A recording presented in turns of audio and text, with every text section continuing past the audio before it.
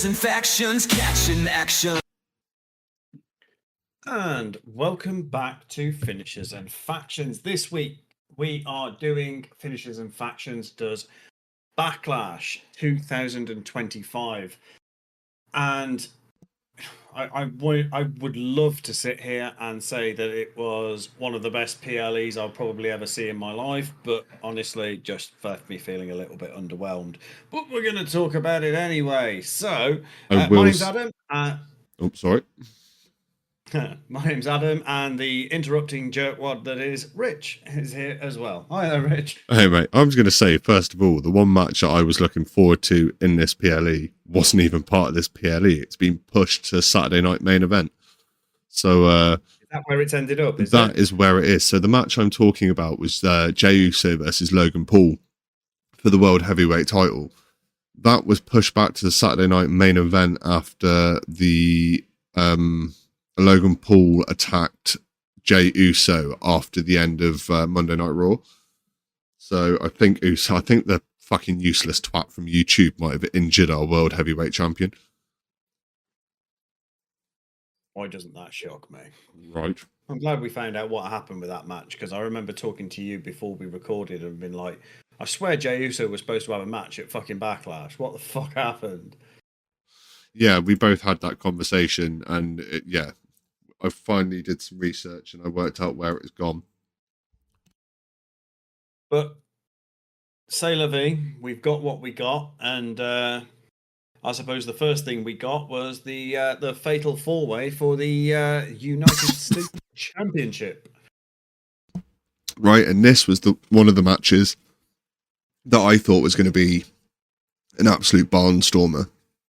It was going to really set the tone for the pay-per-view, and it did. It was lackluster.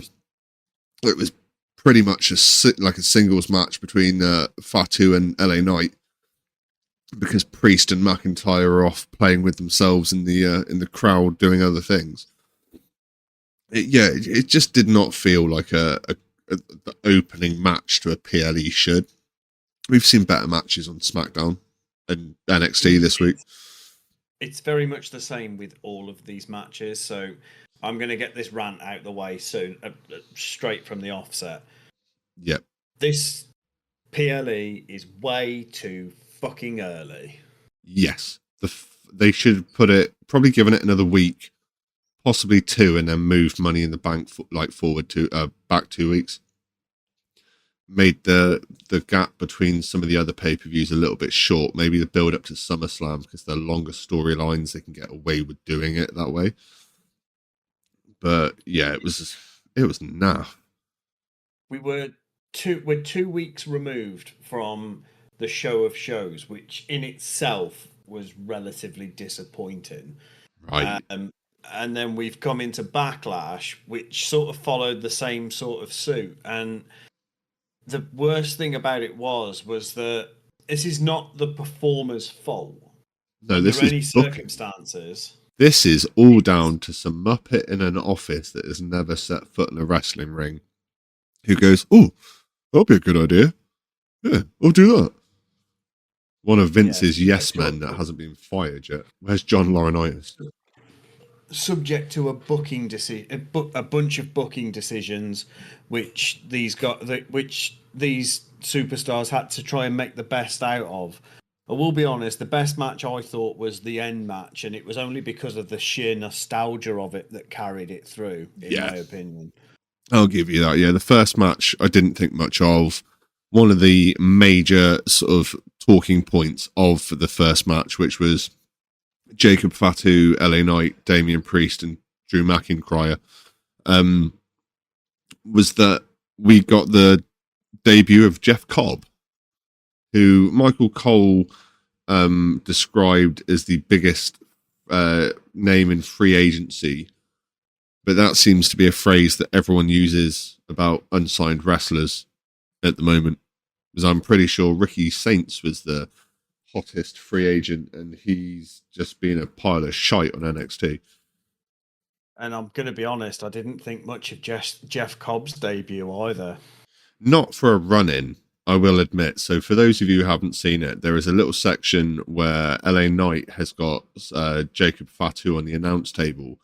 He's going for an elbow drop off the turnbuckle, and Solo Sikoa pulls Jacob Fatu off the announce table, leaving LA Knight looking very pissed off. So he goes down to have a word with Solo Sikoa, and Jeff Cobb cobbles him over the barricade, and then jumps in, throws him around a little bit. You don't see any he threw him into the ring a few times, like into the ring post, and did a crossbody against his back towards the ring post, and then just kind of threw him in back for Fatu to deal with. We didn't really see anything impressive. Nothing about this made me go, oh, can't wait to see what Jeff Cobb does next week. And in fairness, I've spent some time watching some of his matches on the indie circuit, and honestly, I think what we saw in that run-in was pretty much what we're going to get in his matches. Oh God! And if that's what we're going to get in his matches, honestly, I think they've really seriously overhyped it. Yeah, if that is the case, then yeah, because that was not worth.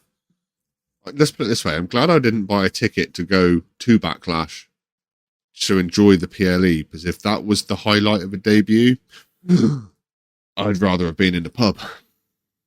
Yeah, I'm going to be honest. I'm sort of hoping that they pull something massive out of the bag to polish what was a rather disappointing sort of debut. I mean, yeah, we've certainly seen. I have seen rumours floating around about why we've got Jeff Cobb in the situation we've got him. And one of those is because there is obviously a feud coming up soon between Jacob Fatu and Solo Sikoa. And Solo mentioned on SmackDown that he was out of soldiers in a little backstage segment. So Jeff Cobb has been brought in as a soldier. He will obviously, I feel, end up aligning with Solo Sikoa during the feud with Jacob Fatu, and I think that's when we'll see Zilla Fatu arrive from. I think is he in GCW at the moment? I know he's somewhere, but he's somewhere on the indie circuit. But I don't think we're going to see him.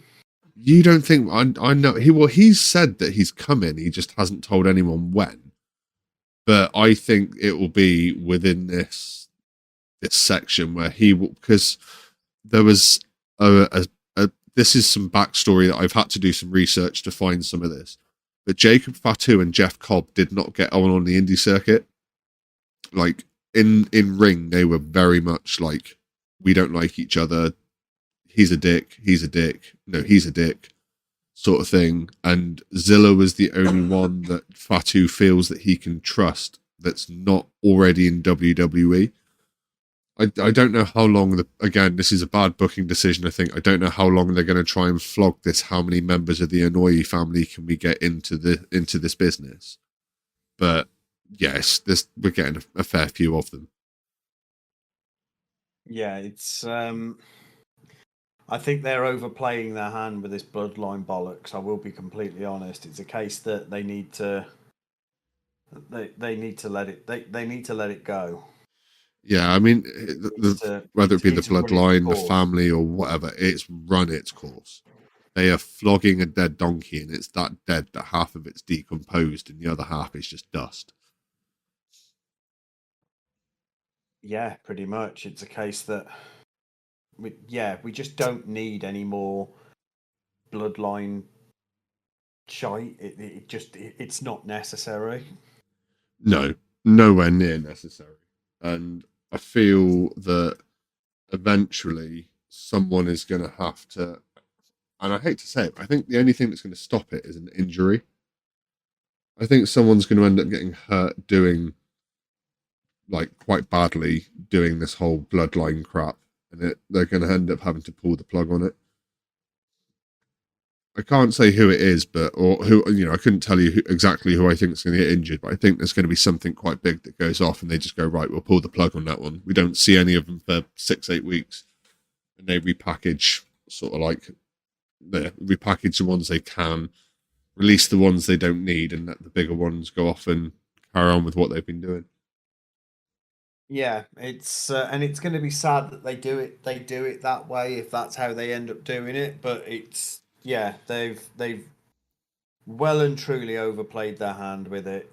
I do It needs to think that stop. some of the ones that are going to get released, and I hate to say it, because I really like the character basis they have for him. I think Tamatonga will go, and I think Tonga Loa will go as well when he comes back when they both come back from injury. I think they'll struggle to find anything to do with them. They were brought in for the Bloodline stuff. The Bloodline stuff is finishing, hopefully.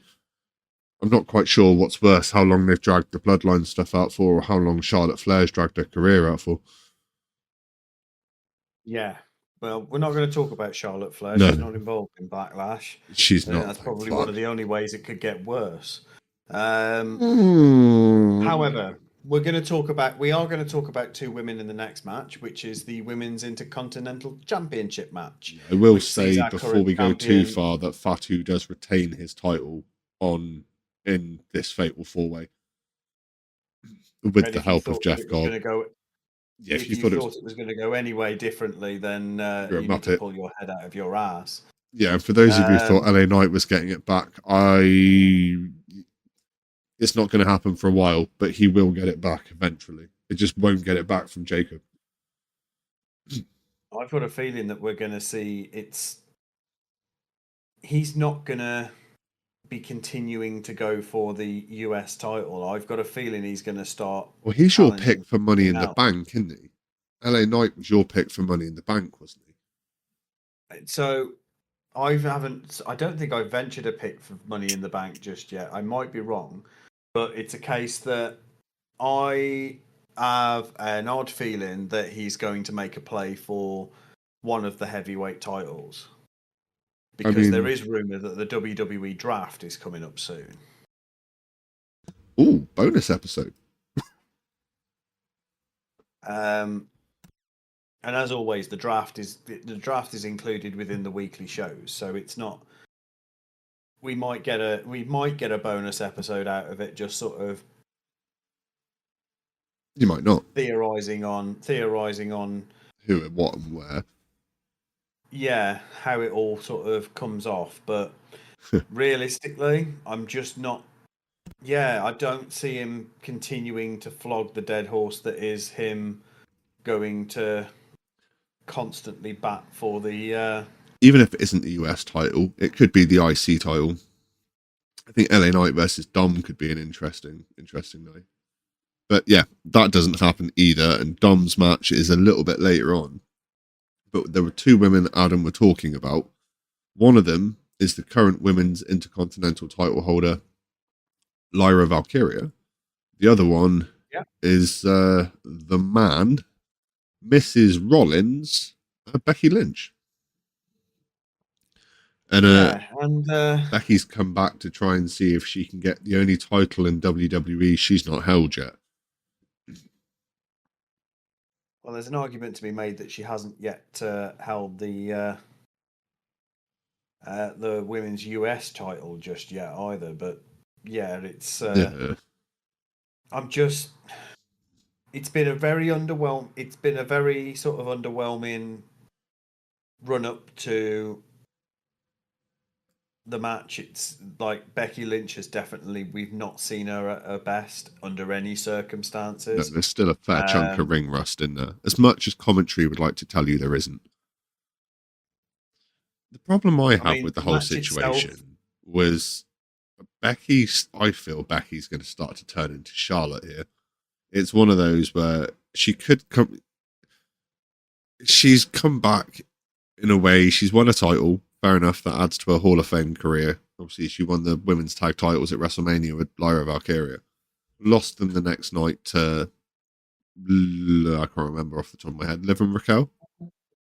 Yeah, so Liv and Raquel got the titles back, became four-time tag team title holders. They did.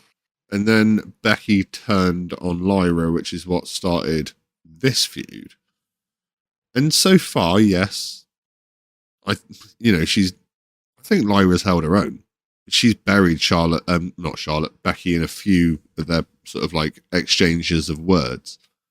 And this match itself, actually, Lyra was all over her. Literally. Yeah, I pretty sat much. watching this thinking, you know what? This doesn't look like the Becky Lynch that we're used to, but Lyra looks so much stronger than what she used to maybe a month ago, 6 weeks ago.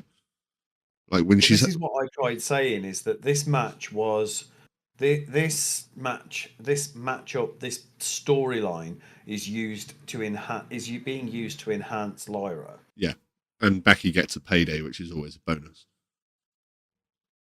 Yeah, there's nobody that would have enhanced Lyra Valkyria's profile like Becky Lynch would have done. No, and considering you And have the mentor side of it as well, it kind of increases the strength of that um that rivalry. You know, you've got that yeah, very much like the CM Punk Seth Rollins thing. You know, like there is that pure sort of aggression in it.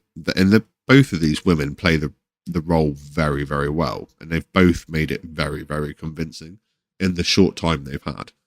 If Backlash wasn't a yeah, pay-per-view and they were building this up to a match at Money in the Bank, I think we'd have had a 4-star match, like an incredible match.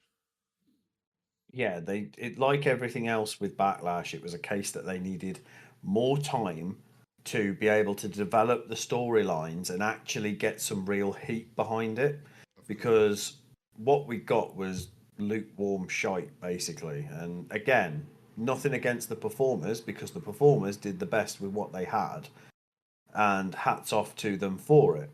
It's that you can't send soldiers into battle with subpar equipment, No, and that's precisely what WWE did during this PLE. I will say though that Lyra managed to withhold 3 manhandle slams and still win. Not many people are known to be able to absorb that much damage. Like, she's a No, tank. Literally just oh, taking 100%. shots all night. Did not care. I Anybody that up to the point of this match needed somebody, something or someone to tell them that Lyra Valkyria was fucking cash money in the ring needs their fucking head examining. I right? genuinely believe she is so much better than anybody ever gives her credit for. I will throw this out there as well, right? Out of all the matches that are on this card, the main event is obviously a nostalgia thing. You take that out, this was probably match of the night. Like, Yeah, I think, you know, the Dom Penta match was good, but I think this one pips it. I'd put this one down as match of the night because Lyra put on a hell of a display, and she made Becky look like an amateur, and we know that Becky's not an amateur. yeah. Bit of ring And rust maybe, but not amateur. I just don't think that going into that match pretty much cold, I don't think that Becky Lynch realistically had any business being in that ring. Yeah, no, but this was all about Lyra and getting some big names under her hat, and it worked. She's now got the biggest scalp in women's professional wrestling that's not Charlotte Flair.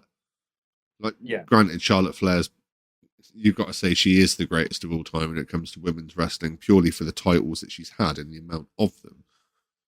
But, yes, and within WWE anyway, the amount of Mercedes Moné seems to be pulling out everywhere. I think she's wearing like 5 at the moment. But yeah, no, Becky Lynch is probably second best. As someone that you can kind of still have a decent match with without trying to pull in Hall of Famer or an old school diva. There's no one else I could think of apart from, you know, say like Bailey, but that's, you know, she was written out for this reason. Yeah, no, Becky was a good scout for Lyra to have, and she's going to be able to sit there and enjoy that one for a long time to come. yeah, and so she should. Oh, definitely. It is a case that she is more than earned it, and yeah. There's so many props that need to go to need to go to Lyra that just don't. I mean, you've only She's got to held look at that how belt over for she is. 100 days as well. I think it was like 106 days. It She's doesn't the feel that inaugural long. champion. She's the inaugural champion. She hasn't been given much screen time, No, and not for that title honestly, anyway. no, that Most of her title is screen being time has been with Bailey in tag team action, especially with the build up to WrestleMania and that sort of stuff. They were in the tag team gauntlet match, weren't they, to get the match at WrestleMania? yeah, which made complete sense at the time. They were I loved building it. to Mania, and yeah, there was some absolute classic matches put on during that gauntlet. But now they need to be focusing on Lyra as a singles competitor, especially after securing such a big win over Becky Lynch, who is and always will be ring rust or not, an in ring legend. Yeah, no, of course. I just She has secured her spot in the Hall of Fame in years to come, and that will happen. it definitely will. But for Lyra, who's next? Once this storyline with Becky is done, and I'm 97% sure this is it. Now she's got over a little bit more. She's got that confidence to bring herself out in her promos and her in-ring ability. Who's next for Lyra Valkyria? This is it. I mean, fantasy booking for it. Because we could see her against Jade Cargill for that one if they're going to put Cargill on a smaller title just to see how the crowd react to it. No, do you know what? Go for it. Odd little call, but I like your little calls. They've done well in the past. Go hit me with it. so Laura Valkyria, they'll give her a run with some small time singles matches, keep her fresh, but we've seen a lot of Roxanne Perez on Raw recently. Ooh. What about giving Roxanne Perez her main roster call up, the proper call up, and giving her a women's intercontinental title shot? She doesn't have to lift the belt. No, give her an opportunity. Part of her call up is she gets mouthy to the general manager about how she's better than Lyra. She should have that title. So the general manager gives her an opportunity to take it, but Lyra gives her a kick in the teeth. It raises because Roxanne Perez comes with a lot of hype behind her. I feel that her reputation in NXT speaks volumes for how she's going to come into the main roster. She is going to piss a lot of people off. I hope so. She's going to get slapped by Naomi at some point, or definitely Liv Morgan when she gets back from filming that movie. Well, that was the other one I was going to say, is that Roxanne Perez and Liv Morgan, I think, could put on they're two peas in a fucking pod, those pair. Mate, and they will clash. They will. They will clash at some point. So that could lead to another faction coming in and you having another team going up against the New Day. Not the New Day, the Judgment Day. Well, it's funny you mentioned Judgment Day because I've seen something online that's really intriguing, and it's intrigued me more than I thought it would. Right, well, hit us with it, because we can then move from that into the next match, which is a member of the Judgment Day. So that fits in really nicely. Go for it. I know. So what I've seen is, I think it was a fan mock-up of a SummerSlam poster, which sees Liv Morgan, Raquel Rodriguez, and Dominic Mysterio as one 3-person tag team. Ooh. Against Roxanne Perez, Julia, and Finn Balor. Ooh. Ooh. That's a dirty match, isn't it? That's a very dirty match. But the lead up to Finn, because I'd want to know how Finn Balor ends up with Julia and Roxanne Perez. That could be really... Oh, that's naughty. That's really naughty. You said that was for SummerSlam? Yeah, it's a fan mock-up poster, but I tell you what, if they can work that angle and make that something, then yeah, 100%. See, I say that, but I think that they'll have Roxanne Perez in the Money in the Bank ladder match for the women. There is that I possibility. don't think she'll win Is that- it, but I think she'll be in that match because if you think about it, she was also in the Elimination Chamber. And She was, and she took part in the Royal Rumble as well. yes, she has. So I think that we're going to see her in the ladder match for the women's Money in the Bank. I can't quite work out who I think they're going to put the women's Money in the Bank briefcase on yet. I'm still a little bit hit and miss with a few ideas. But So, hear me out. The women's Money in the Bank ladder match, I'm not going to call anybody else, but two of the participants, one of them being Roxanne Perez and the other one being Liv Morgan. you know what? That was the one I was going with. And I'm going to add into a third one that Alexa Bliss is going to be in that ladder match too. Yes, but not.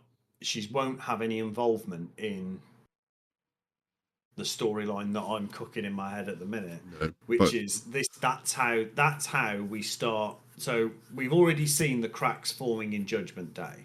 Finn Balor's exit from that faction is imminent. It will happen. oh yes, you can put your mortgage on it.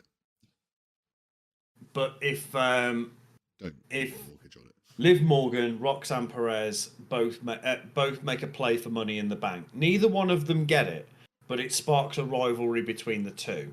Yeah. We then see Roxanne Perez team up with Julia, who they've been pretty tight over the last couple of weeks by the looks of things. And they get a women's tag title opportunity against Liv and Raquel. They lift the titles off Liv and Raquel,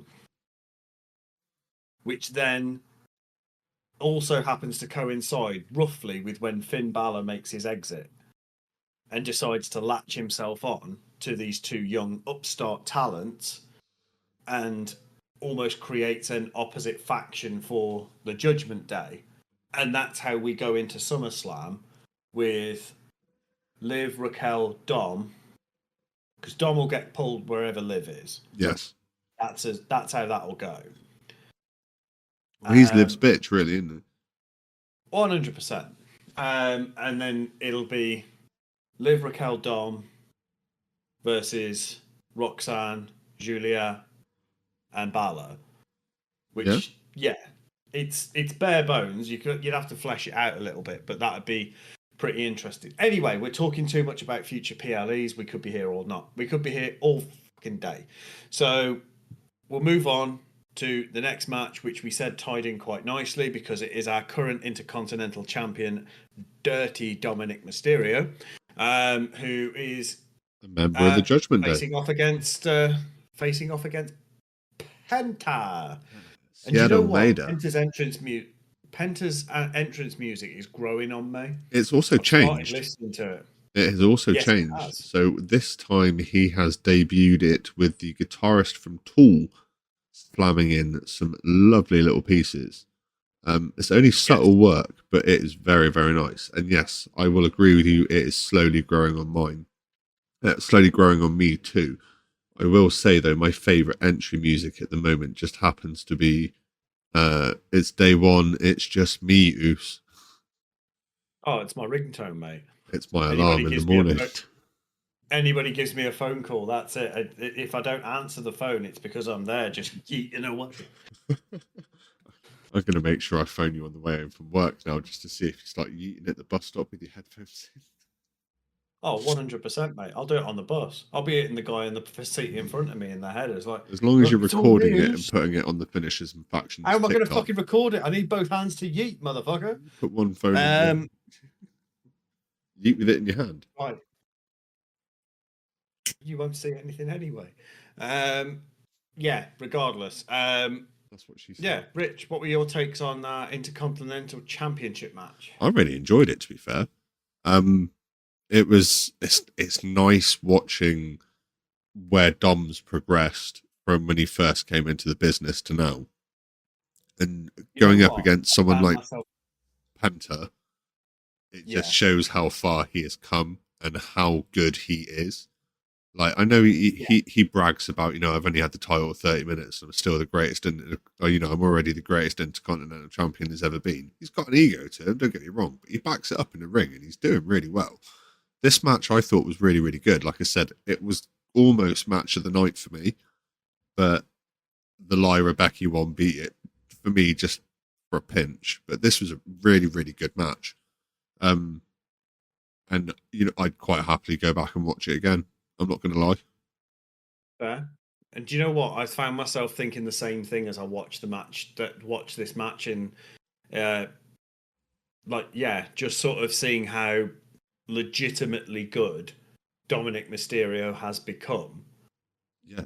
Like, I know he's not just working off his dad's name. He's making that name his as well. And he's doing really well. I actually kind of look forward to his matches now. It used to be like, oh, fuck, it's Dom. Now it's more like, oh, yeah. Cool. Yeah, I'm down. It's a lot of, like, former current wrestlers are naming Dominic Mysterio as having, like, unlimited potential. Yes. He's got, the sky is the limit for this guy. Yeah, no, definitely. And it is going to be so interesting to watch his career progress. I hope he keeps doing the Three Amigos throughout his career, like on a regular as well, because I kind of miss. I'd love to see Eddie Guerrero against some of these superstars. I know he'd be old, but can you imagine like Eddie versus Penta? Oh, mate. Oh. Yeah. Send shivers down my spine. It does, mate. It does. That's the PG way of saying it, anyway. Yeah.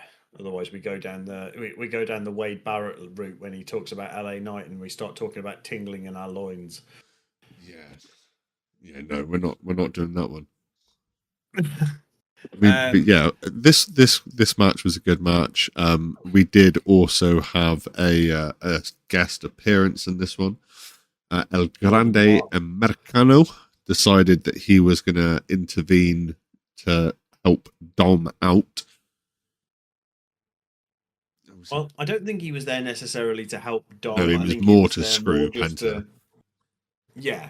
But in the process, he is on a bit of a crusade about the luchador. He's on a bit of a crusade against the luchador wrestlers, and yeah, I'm sorry, I'm still willing to put money down that El Grande Americano is fucking Chad Gable. I mean, even Nick Aldis, Adam Pearce, spoke to him or asked him about it, and at one point he was wearing a T-shirt in this clip that actually was El Grande Americano's T-shirt, and it was a few little details if you look at it, but yeah, it was it's definitely Chad Gable. If it's not Chad Gable, I will have my vasectomy reversed just to have it done again. Yeah, I don't think your wife would be too happy about that, mate. I don't know, to be fair. Yeah, El Grande Americano has interferes in the match with his steel-plated mask, and basically blasts such a Penta bullshit gimmick with it. Such a bullshit thing. It's overused now. It is. It was every once in a while, but it's every week. Every time you see him, he's headbutting someone with that bit of metal. Yeah, it's annoying. And the only thing I can't seem to get past is that'd do as much damage to him as it does to the person he's headbutting. I thought that. But then Chad Gable's got a pretty meaty forehead, so he's got some extra padding, isn't he? Yeah, this is it, and it's I'm wondering how long they're going to string El Grande Americano out. I hope it's not much longer, to be fair. It was funny to start off with, and now it's just kind of like, oh, really? Dude, you've just ruined a really good match by involving yourself. Yeah. I think that was the bit that kind of made the Lyra and Becky match kind of pit them for it. It was the fact El Grande Americano ruined this one. Like, between the two of them, if that was a clean sort of like no interference, no Judgment Day, no one. So obviously, Finn Balor, Carlito, and JD McDonough were tossed from ringside to the back as well. which is the second time in 2 weeks they've been removed. Yeah, so Judgment Day were kicked out from ringside during JD McDonough's Match on Raw. return match. Yeah. Right, so Which I think that was oddly against Penta as well. I believe it might have been, you know. Sure it was. So, yeah, so Penta they're not has having worked his way through something- the Judgment Day, and he's had matches with Finn Balor, Dom, and JD. So yeah, he's basically fought the entire Judgment Day. Because Carlito's already admitted. Carlito's already admitted on interviews online that he can't do it anymore. He's there to take a bump, but he can't do any of what he used to be able to do. His body's too fucked. Yeah, and that's the reality of the wrestling. Unfortunately, is that they are gonna keep going until they can't go no more. I'm not going to lie to you though. The role he has at the moment is fucking brilliant, right? He's getting paid top money to get speared occasionally and eat apples, right? He don't take a lot of mass. He takes the bigger bumps, but they're every so often, not like 2 or 3 a night. He gets like a gigantic spear once every 6 weeks. That one that Bron Breakker hit him with was fucking filthy. Yeah. You know, like, so he can take those, but you won't see him have a full match, which I think is a real shame. But he's still on a payday. He's getting paid top dollar. 100%. And it's got to be a bit of a piss take to some of the guys. Like, Carlito can't wrestle and is on TV, where they could have used someone who can wrestle that could be on TV and got a pay rise. Do you know what I mean? Yeah. The It's Caribbean one of those things, cool though, is isn't it? just there, like, I'll take that money. Thank you very much. Oh, yeah, it's free money, mate. Yeah, Why I'd would you do not? the same thing, right? I'd do the same thing without any formal freaking training, to be quite honest. So yeah. Calm down, I show speed. Mate, I'd have taken that clear 100%. I'd have fucking regretted it afterwards. Oh, but mate, I think I'd have done it. shit myself. If I'd have eaten that spear in the Royal Rumble, I'd have shit myself. Talk about shitting themselves, though, right? That leads quite nicely into the next match. So after Dom retained his Intercontinental title, we had our, I'm going to call it the funny match of the night, because this was Gunther versus Pat McAfee, because Gunther choked out Pat a few weeks ago after WrestleMania. It was the Raw after WrestleMania, wasn't it? SmackDown after WrestleMania. And honestly, this match was just completely unnecessary. I will Nothing throw was it out gained there, from this though, match. that Pat McAfee did fucking well. And his t-shirt had #1 motherfucker written on it. Yes, it did. Which He I thought worked was that quality. very well, and he did. He, as somebody that is, I mean, I think we mentioned on one of the on like the previous episode, Pat McAfee's what, about 38. 48, 38, yeah, somewhere around there. It's not quite 40. And the guy kept up. The guy managed to keep up, and he took an absolute hammering. Oh, he did, but he did it so well. I saw some photographs on social media afterwards of his chest. Oh dear. Mate, his chest is nothing. It turns out that I've seen on social media while we've been recording that he's actually managed to, that Gunther's actually managed to pop a blood vessel in his eye. Holy crap. Yeah, so Pat McAfee took an absolute beating and kept coming back for more. I mean, even like Michael Cole was dragged into the ring at one point. Right. And honestly, I just don't. That was a hell of a drop kick by Pat, though, to get Gunther off Michael Cole. Oh yeah, Like, for a guy who's not had a lot of professional training, right? He's obviously had enough to be able to do what he's got to do. But the timing of it, you'd thought he'd been doing it for years, bro. Like, this is it. The way he wrestled, you could have quite happily turned around and gone, oh, dude, like, that was really good. Do you want to do it again next week? I just don't think that Gunther was the right opponent to have Pat McAfee in the ring with, because there were certain points during that match where it was just it was a beat down. It wasn't anything. There was no match. There was no back and forth. It was every time Pat McAfee started to get up, Gunther would kick him back down again. Yeah. Yeah. There was no there really was no need. That match could have been done in 3 minutes.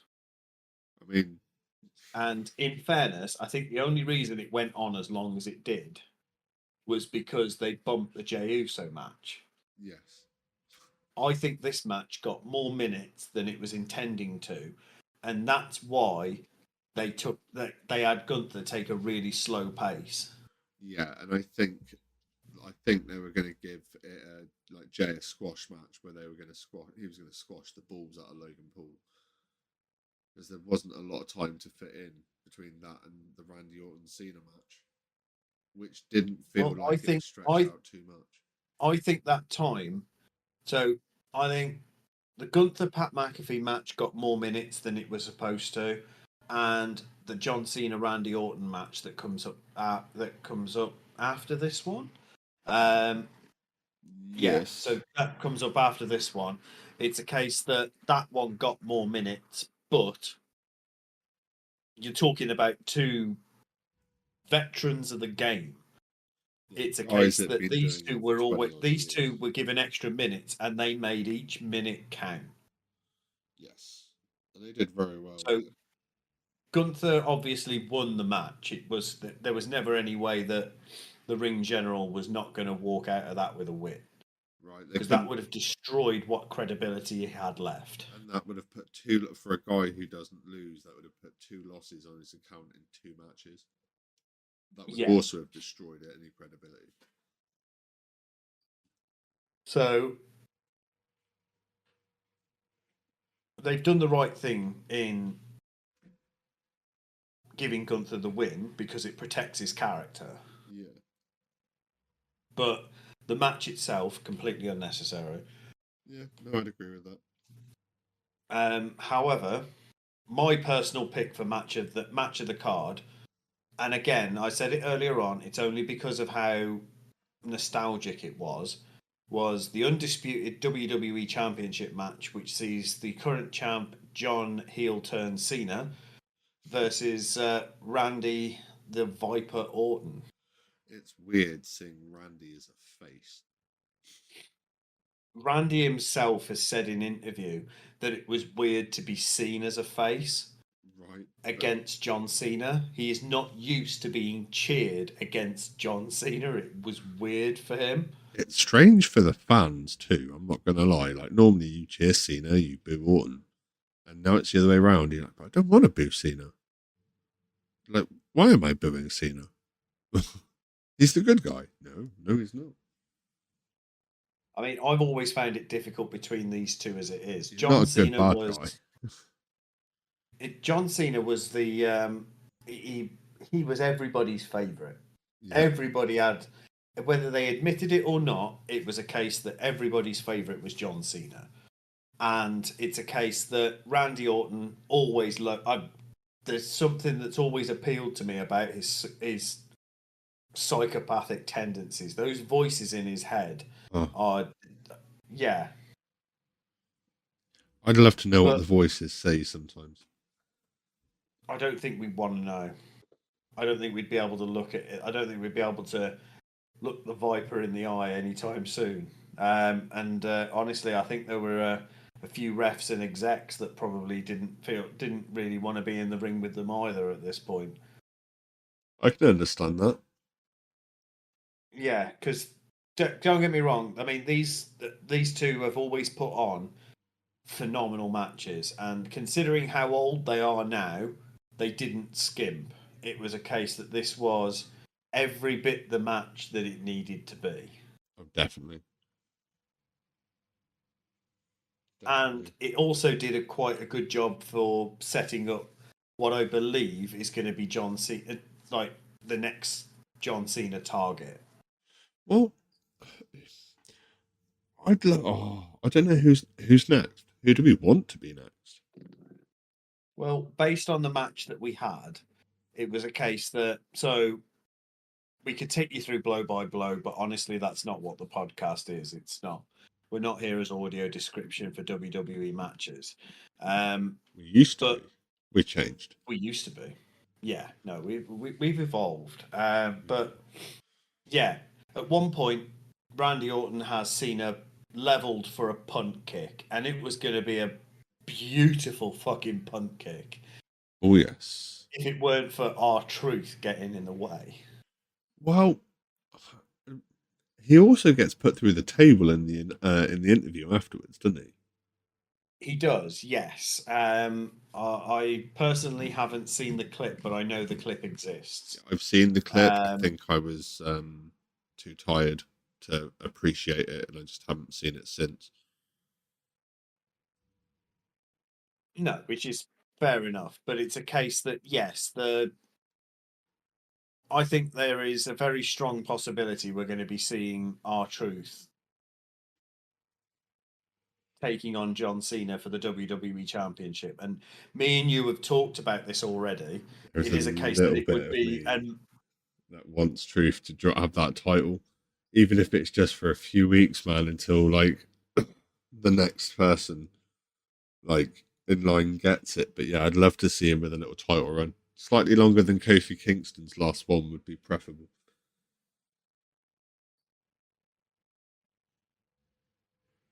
yeah, it's a case that I just want to see it. Yeah. It would be a phenomenal tip of the cap to R-Truth, who realistically, if he continues getting involved the way he is, he doesn't have long left on his career. No. But fair play to him, like he's still killing it. R-Truth is always gonna be a fan favorite. That guy is going into the Hall of Fame. I'll tell you this now. R-Truth is going to be a Hall of Famer one day. Yeah, it's just for his loyalty.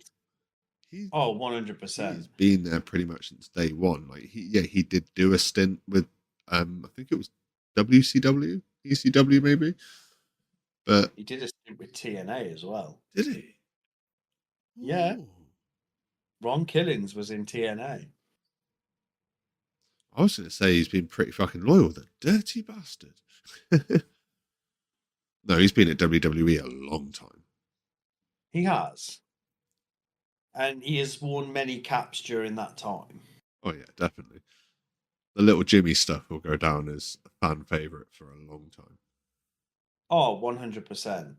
Could we see little Jimmy R-Truth come back against Cena? That could be cool. No, I don't think we will. R-Truth is very much, he's not going to go back to a gimmick he's done before. Not for one night only against Cena. No, I don't think he will. Set up. But not going to lie, it's a case that, yeah, between R-Truth getting an I think R-Truth got an RKO. I think Nick Aldis got an RKO. Several other officials got RKOs as well. But it was an RKO party in the ring. Oh yes. So we know Randy Orton's already earned himself another fine, which he has not prepaid for. That was some great storytelling. That was. Oh, that was that just one in the bag for like 18 months, 2 years, didn't they? I didn't think they'd ever actually. I mean, we knew it was going to happen, but I think everyone had assumed that RKO was coming like within the next week or so. Yeah, not then, not there. For them to hold on to that for 2 years and then come back with it. It was phenomenal bit of storytelling. But it's one of the things that both Orton and Cena are known for. Yes. And will always be known for. Oh, yes. It's a case that, I mean, again, we're not going to sort of drill down into too much detail with it because realistically, you've got to watch this match to experience it properly. You'll enjoy it as well. It's a good match. For the full appreciation, I do genuinely believe that you've got to you've got to have an idea at least of what these guys have been through in their career. 25 years these guys have been facing off against one another on and off. Yeah, we've had some brutal matches. There was a few I quit matches. There's been in all sorts. There's been that many I can't even think about them. Yeah, they're forever going to be synonymous with one another, and rightly so. Oh, definitely. But I think we've sort of found our way to the end of Backlash here, dude.